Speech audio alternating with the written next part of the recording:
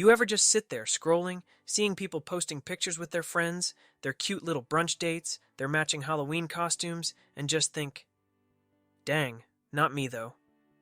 Yeah, been there. Loneliness is weird because it's not just about being alone. You can be surrounded by people, like in school, at work, at a party where someone forced you to come, and still feel like you're on your own little island. Meanwhile, someone else could be completely alone in their apartment, making ramen for the third time this week, and feel totally fine. So what's the deal? Why does loneliness hit some of us so hard? And more importantly, how do we stop feeling like this? Because let's be real, when you're lonely, everything starts feeling a little off. Your brain whispers things like, maybe nobody actually likes me. Maybe I'm just destined to be alone forever. Maybe I should get a pet fish and name it after my last remaining shred of dignity. If you're feeling this way right now, first of all, come here. Big virtual hug. You're not broken. You're not doomed. And I promise you, you're not the only one. But we do need to shake things up a little, because your brain, it's running a program called NobodyLovesMe.x, and it's time we uninstall that junk. Alright, let's talk about how to actually stop feeling lonely, even if you have zero friends at the moment. Step 1. We gotta talk about why you feel lonely. And no, it's not just because you don't have people around. You see, loneliness isn't just about people, it's about connection.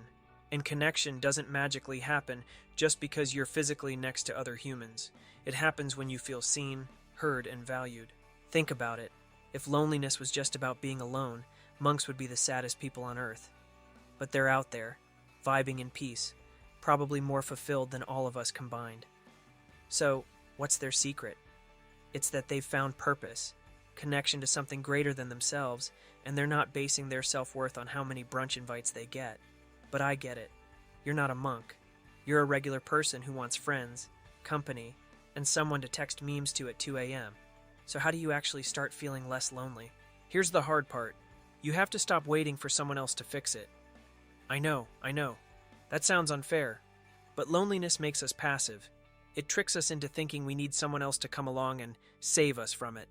We wait for someone to text first. We hope people will just magically invite us somewhere.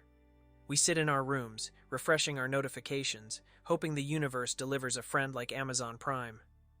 And when that doesn't happen, we sink deeper into the nobody loves me spiral. So here's the real game changer.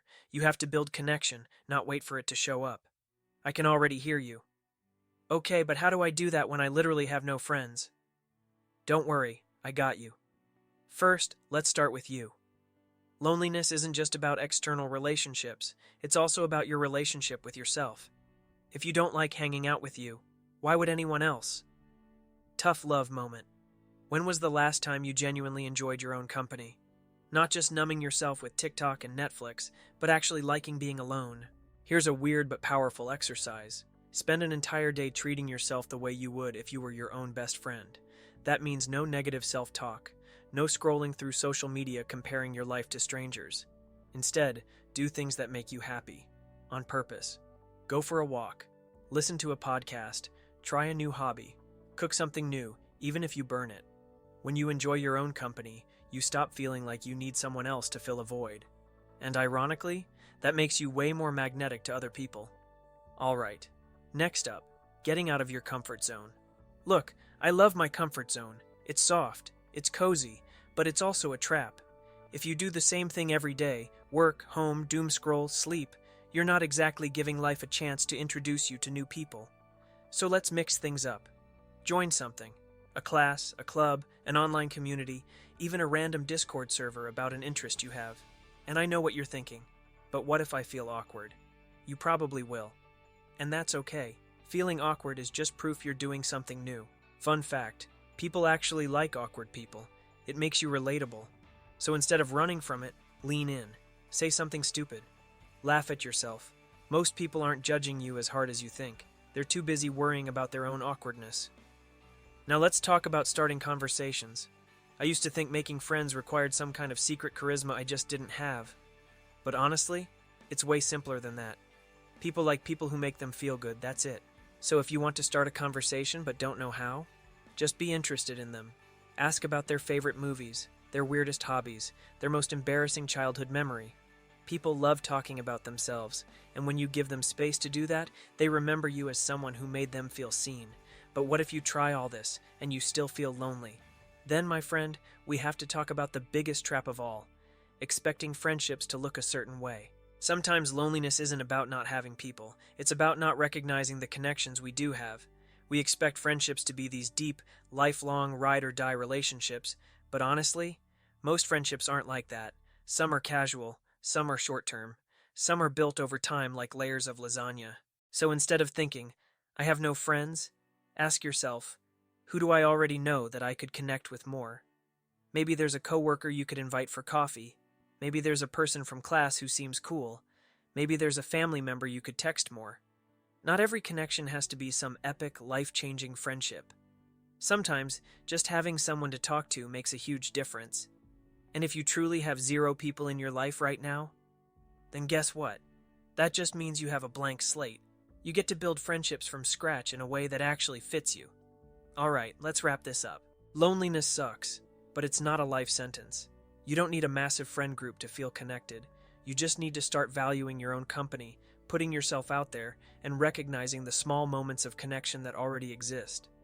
So here's your challenge. Do one thing today that brings you closer to connection. Just one. Maybe it's texting someone, maybe it's signing up for a class, maybe it's just treating yourself like a friend instead of an enemy. Whatever it is, do it. And hey, if you ever need a reminder that you're not alone, come back to this video. We're in this together. One last thing before you go, be patient with yourself. Changing how you feel takes time. You're rewiring years of thoughts, habits, and maybe even past experiences that made you believe you're destined to be lonely. You're not. Every single person you see out there with amazing friendships, they started somewhere. They felt awkward at first. They had moments where they thought, wow, this is embarrassing, but they kept going. And that's what I want for you. So don't give up on yourself. Your people are out there. Your connections are waiting. But the first step, it starts with you believing that you deserve them. And you do. If this video helped, make sure to subscribe for more tips on building confidence, friendships, and navigating life like the social genius you are deep down. And drop a comment below. What's one small step you're going to take this week to put yourself out there? Let's talk about it. All right, I'll see you next time.